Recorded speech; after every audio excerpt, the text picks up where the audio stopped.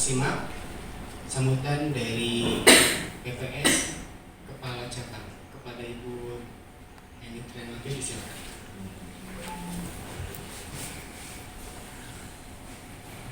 Assalamualaikum warahmatullahi wabarakatuh. Waalaikumsalam warahmatullahi wabarakatuh.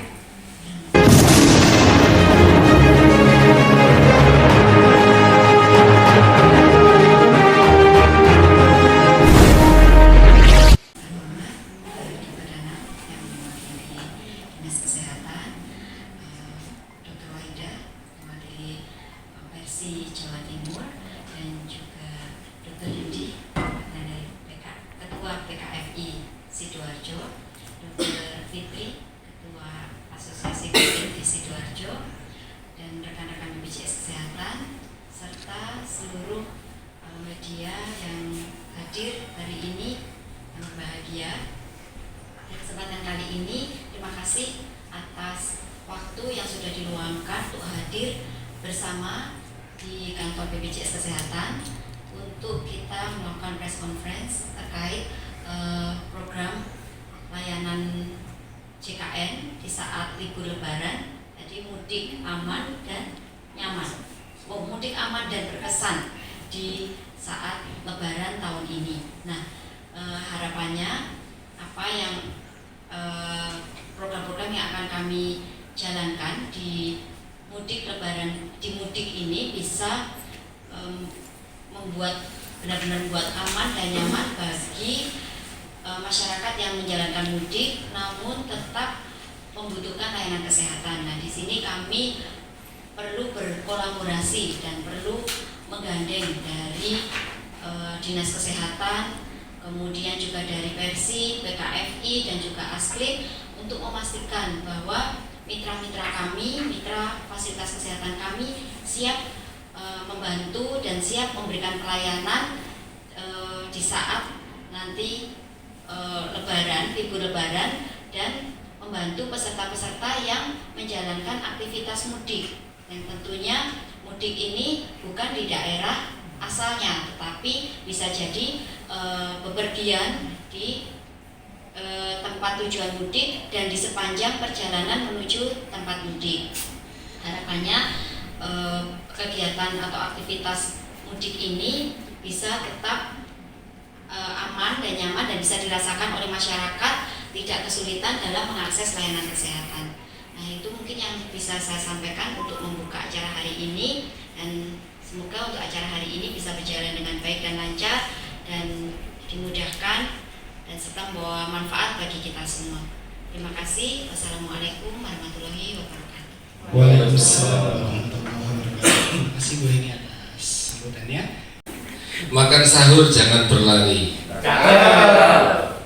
Biar semangat di pagi hari. Mari bersihkan hati, sucikan diri, sambut Lebaran sebentar lagi. Oke, baik sekalian. Perkenalkan, nama saya Yudi Widodo sebagai Kepala Bagian SDM Umum dan Komunikasi di Kesehatan Kabupaten Sidoarjo. Dan pada kesempatan kali ini tadi sudah disampaikan oleh Ibu BPS Kepala Cabang bahwa kita serentak pada hari ini mengadakan konferensi pers terkait dengan layanan program JKN saat mudik. Ya. Jadi nanti ini ada beberapa materi yang akan kita sampaikan kepada Bapak Ibu sekalian, mungkin nanti harapannya bisa disampaikan ke seluruh masyarakat khususnya di Kabupaten Sidoarjo. Baik Bapak sekalian, jadi nanti pada saat libur Lebaran yang dilaksanakan di tanggal 8 sampai 15 April 2024. Jadi kita berkomitmen kepada seluruh peserta JKN untuk mengakses layanan kesehatan yang diperlukan. Jadi terutama untuk para pemudik atau masyarakat yang sedang berada di Sidoarjo ataupun singgah di Sidoarjo, itu kita bisa melayani ketika peserta itu sakit.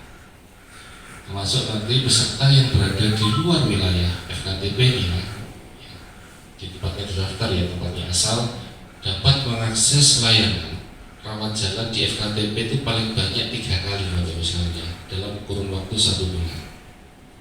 Nah, ini adalah memberikan jaminan pelayanan kesehatan yang mudah, cepat, dilaksanakan kepada seluruh peserta JKN di seluruh wilayah Indonesia. Terus kemudian selanjutnya, mekanisme Bapak Ibu sekalian, jadi kita itu ada cuti bersama nantinya di tanggal 8 sampai 15 Bapak sekalian. Jadi kalau kita lihat kalendernya itu kan, kalau sesuai kalender itu lebarannya di tanggal 10 dan 11 ya. Berarti tanggal 8 sampai 15. Mekanisme lain bagi peserta JKN itu, jadi di kantor cabang di BJ Sentral Cabang Sidoarjo juga ada pelayanan piket Bapak Ibu sekalian. Jadi ada pegawai yang ditugaskan selama cuti bersama ini untuk melaksanakan piket di kantor. Kemudian waktunya kalau piket itu jam 8 sampai jam 12 ya. Dari tanggal 8, 9, 12 dan 15. Kalau tanggal 10, 11 nya tutup karena itu hari raya Idul Fitri. Tapi setelah itu atau sebelumnya kita juga buka pelayanan. Selain itu, peserta bisa mengakses layanan Pandawa Bapak sekalian. Sudah tahu Pandawa belum? Belum tahu Pak Pandawa? Tahu ya? Oke. Pandawa itu pelayanan administrasi melalui WA. Kemudian jenis layanannya adalah layanan informasi, administrasi dan pengaduan. Next, Mas Titi. Terus kemudian ini Bapak sekalian, jadi selama libur Lebaran, ya, pelayanan yang bisa diakses oleh peserta yang pertama adalah melalui Pandawa seperti yang saya sampaikan tadi di nomor 0811 8165 165. Ya. Jamnya jam 8 sampai jam 12 siang. Ya. Bisa informasi, administrasi, pengaduan. Tidak hanya Pandawa Bapak Ibu sekalian, bisa mengakses aplikasi mobil JKN, ada Vika, ada BPJ1. Bapak Ibu tahu nggak BPJ1 itu apa? Ada yang tahu? Jadi BPJ1 adalah PSI yang ditugaskan dari kesehatan maupun dari rumah sakit. Nantinya beliau akan standby. Jadi setiap rumah sakit yang bekerjasama dengan BPJ1 itu pasti ada PSI-nya. Ada nomor telepon yang bisa dihubungi. Ya. Jadi Bapak Ibu kalau ke rumah sakit pasti ada posternya BPJ1, PSI-nya dari rumah sakit maupun dari PSI-nya BPJ1. Nah, itu ada petugas BPJ1 yang nanti juga bisa on call untuk membantu para pemudik atau masyarakat yang mengakses layanan kesehatan. Terus kemudian selain BPJ1 juga ada namanya Care Center 165 Bapak Ibu. Bisa telepon langsung dimanapun Bapak Ibu berada. Terus mengakses website BPJS Kesehatan. Dan juga ada layanan Cika di 0811 875 0400 ini terintegrasi dengan nomor Pandawa. Jadi ketika Bapak Ibu mengakses Cika, otomatis akan dialihkan ke Pandawa. Terus kemudian next Mas Akmin. Nah ini Bapak sekalian, ini adalah pendaftaran atau perubahan. Jadi Bapak Ibu itu tidak perlu datang ke kantor sebetulnya. Pun nggak perlu datang ke kantor, bisa cukup lewat mobil JKN. Ya. Di sini juga ada namanya iCare JKN. Sudah tahu belum Bapak Ibu? Sudah dulu mobil JKN belum? Sudah. Masuk. 515 kanal pembayaran. Ya. Jadi tidak perlu bingung mau membayar iuran itu di mana. Ada hampir 1 juta loh kanal pembayaran yang ada di BPJS. Ini ada perbankan, ada PPOB, kemudian e-commerce, kemudian ada percetakan ya. Misalnya Mas Edwin. Terus kemudian nah ini yang paling penting Bapak sekalian, jangan lupa bayar iurannya tepat Waktu. Kalau telat nanti kalau telat dan selesai mengaktif ya Mas ya. Ketika nanti apa namanya telah membayar, kartunya inaktif, ketika nanti bayar lagi ada denda layanan rawat inap. Nah, itu berlaku selama 45 hari. Nah, jangan sampai telah membayar iuran. Terus kemudian selanjutnya Mas, nah ini Bapak Ibu, ini adalah janji layanan kemudian layanan ke fasilitas kesehatan. Ini mohon izin dari Ibu Aslin, Pak Yudi dari PKRI, kemudian dari PSI dan dari Perdanan. Adalah janji layanan JKN kita bahwa kalau berobat cukup menunjukkan apa Bu? KTP yang lama atau yang baru? KTP yang sudah NIK ya. Nah, terus kemudian yang kedua, perlu fotokopi Bu buatan. Nah, langsung ya, tidak ada fotokopi Bapak Ibu. Kemudian yang ketiga, ada tambah biaya atau iur biaya atau buatan? Tidak ada. Sudah 3 Bu ya. Terus tidak ada batasan hari rawat inap bagi pasien JKN. Terus yang nomor 5, fasilitas kesehatan wajib memastikan ketersediaan obat dan tidak membagi peserta mencari obat jika terjadi kosongan obat. Kemudian pelayanan ramah tanpa diskriminasi, ya kan? Jadi inilah janji layanan komitmen kita bersama BPJS Kesehatan, kemudian dengan Dinas Kesehatan, Faskes seluruhnya adalah ini ada 6 janji layanan untuk memberikan kemudahan mudah, cepat dan setara. Pertama, peserta JKN itu dapat memperoleh pelayanan kesehatan di FKTP tempat peserta daftar maupun di FKTP di luar wilayahnya. Ya. Jadi misalkan orang dari Jakarta mudik ke Sidoarjo bisa dilayani di FKTP yang ada di Sidoarjo. Kemudian data FKTP yang beroperasi dapat diakses melalui BPJS Kesehatan Care 165. Bisa ditelepon Bapak Ibu sekalian. Jika FKTP terdaftar tidak beroperasi pada waktu tersebut atau peserta di luar wilayah domisilinya, maka dapat mengakses pelayanan pada FKTP yang buka pelayanannya. Kemudian pada keadaan kedawan daruratan, seluruh vaskes wajib memberikan pelayanan kesehatan kepada peserta JKN. Ya. Terus kemudian yang terakhir, mekanisme penjaminan dan prosedur pelayanan pasien darurat peserta dapat mengakses fasilitas kesehatan terdekat bisa melalui IGD di rumah sakit ataupun di FKTP bisa melayani IGD. PRB ini disesuaikan lebih awal maksimal di 7 hari kalender untuk pengambilan obatnya. Terus kemudian untuk mengambil obat kronis di daerah tujuan maka dapat diambil di apotek yang kerjasama yang terdekat. Kemudian syaratnya harus membawa identitas Bapak Ibu sekalian. Terus kemudian membawa resep obat, PRB atau kronis sama identitas peserta JKN.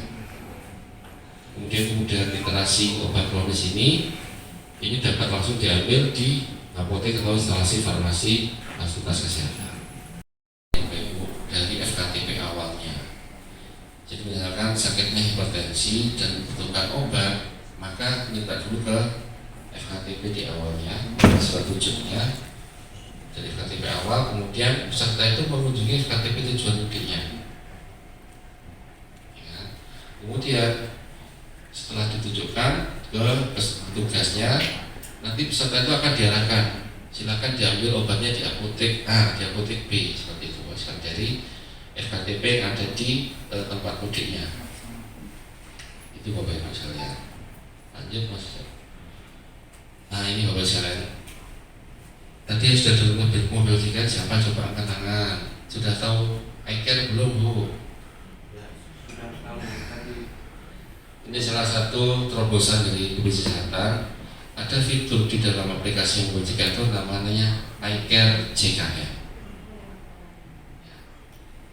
Jadi iCare JKN itu tujuannya apa? Biar teman-teman medis ataupun yang menangani pasien itu tahu riwayat pelayanan kesehatan dalam 1 tahun terakhir. Termasuk Bapak Ibu juga bisa lihat, saya itu pernah berobat di mana saja, sakitnya apa saja dalam 1 tahun terakhir itu bisa dilihat. Tadi yang dulu mobil JKN jawab Bu, bisa dicek nggak Bu? Pernah berobat ke pengobatan? Mana belum mau uji Bu? Baca iCare Bu. Nah, info riwayat pelayanan bisa oke. Nah, ini pernah. Ini rahasia juga boleh.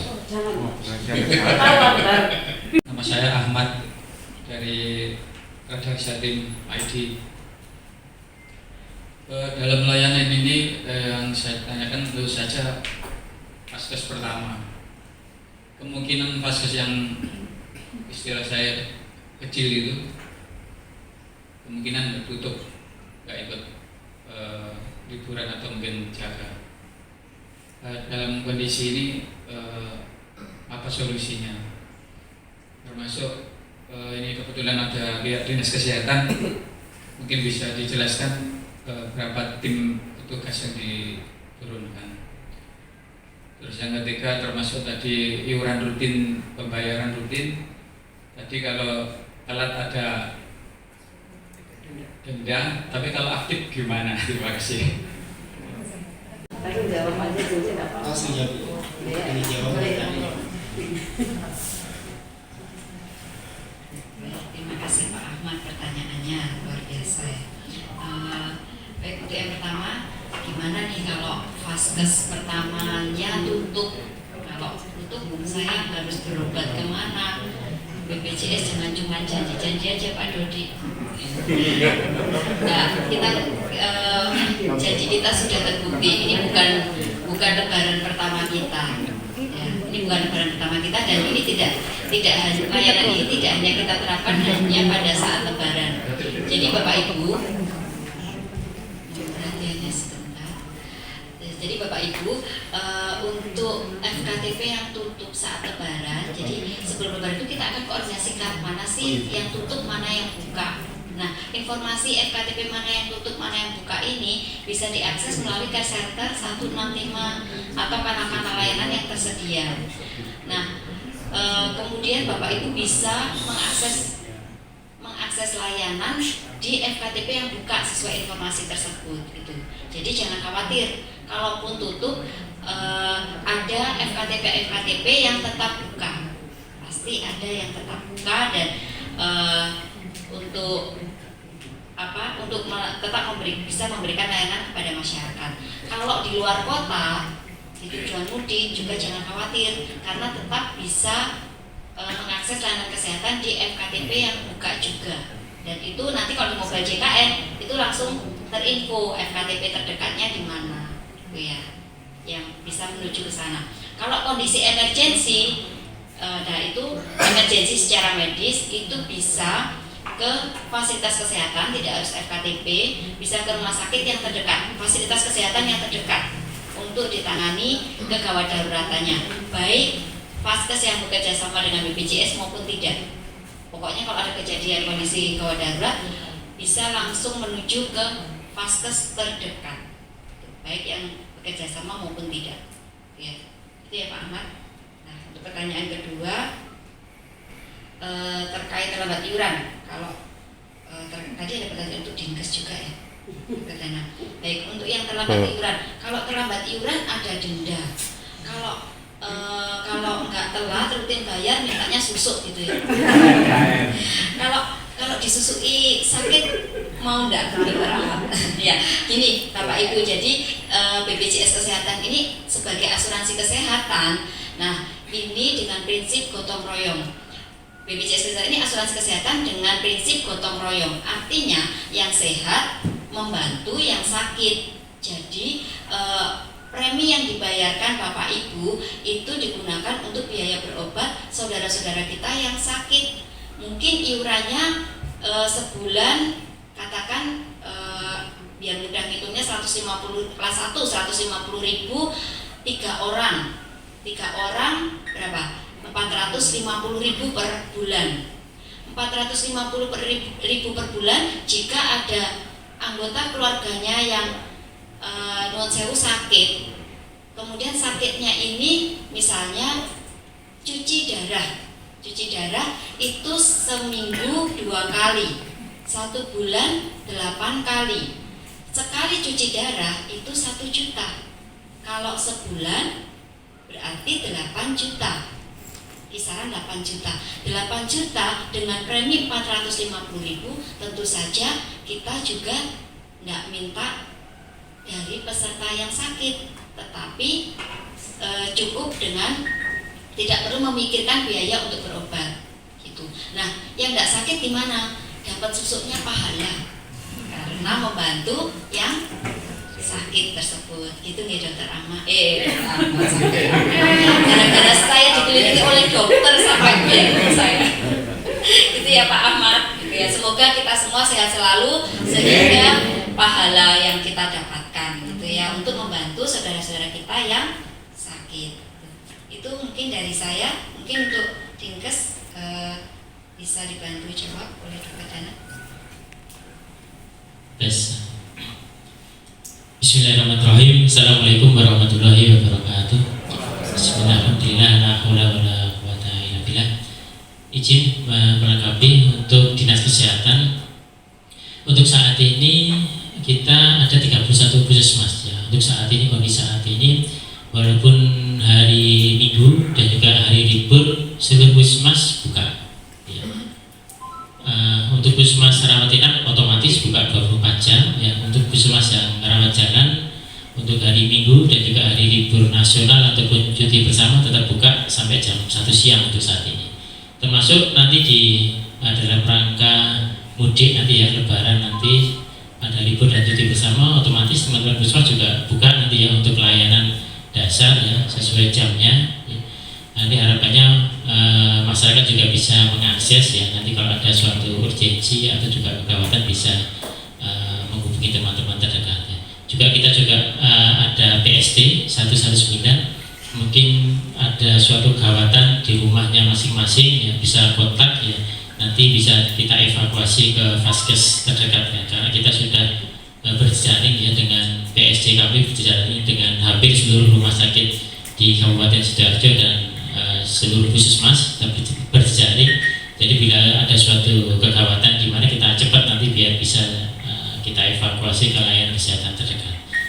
Untuk nanti biasanya klinik-klinik yang tutup ya, yang tutup saat mungkin saat cuti utama ataupun saat libur Lebaran biasanya akan berjejaring dengan puskesmas ataupun juga dengan klinik-klinik yang tetap buka ya selama libur dan cuti Lebaran. Ya.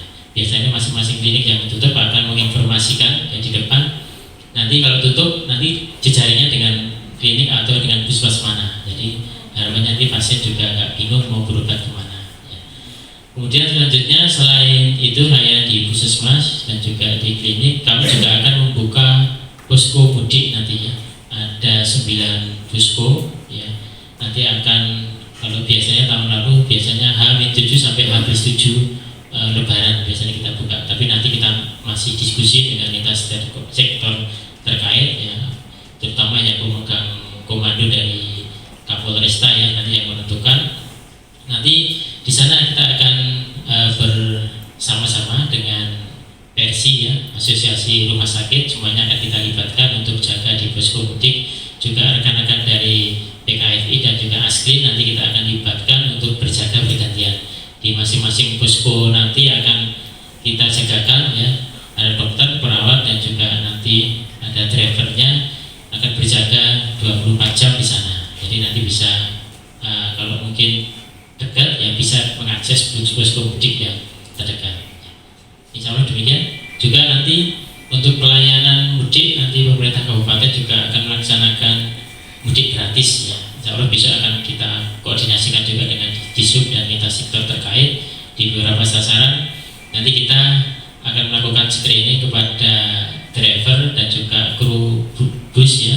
Kita cek kesehatannya, kita cek gula darah, kolesterol dan juga hipertensi dan faktor risiko lainnya. Juga termasuk nanti saat pemberangkatan kita juga akan ada screening kesehatan. Kita akan buka pos kesehatan, barangkali pemudik yang mau periksa, cek kesehatan, cek gula darah, cek kolesterol dipersilakan. Ya, nanti itu kita upaya kita maksimal. Ataupun masyarakat sesuai dengan temanya yaitu mudik aman berkesan bersama BPJS Kesehatan. Baik, sebelum diakhiri saya ada pantun nih, karena tadi Pak Dodi ada pantun, jadi saya harus berpantun.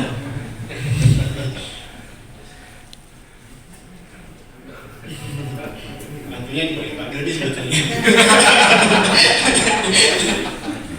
Oke, dibantu cakepnya ya. Biar kenyang makan kentang. Makan kentang di pinggir kolam ikan. Yang Fitri akan segera datang. segala salah mohon dimaafkan. Baik. Terima kasih Bapak Ibu semua. Terima kasih juga untuk narasumber kita yang sudah hadir di sini dan juga Bapak Ibu semua yang sudah hadir di sini. Terima kasih banyak dan semoga ibadah puasanya lancar bagi yang menjalankan dan kita bisa bertemu di hari raya Idul Fitri ini. Terima kasih, saya Heri. Billahi taufiq wal hidayah. Wassalamualaikum warahmatullahi wabarakatuh. BPJS ini programnya mudik aman dan berkesan bersama BPJS Kesehatan.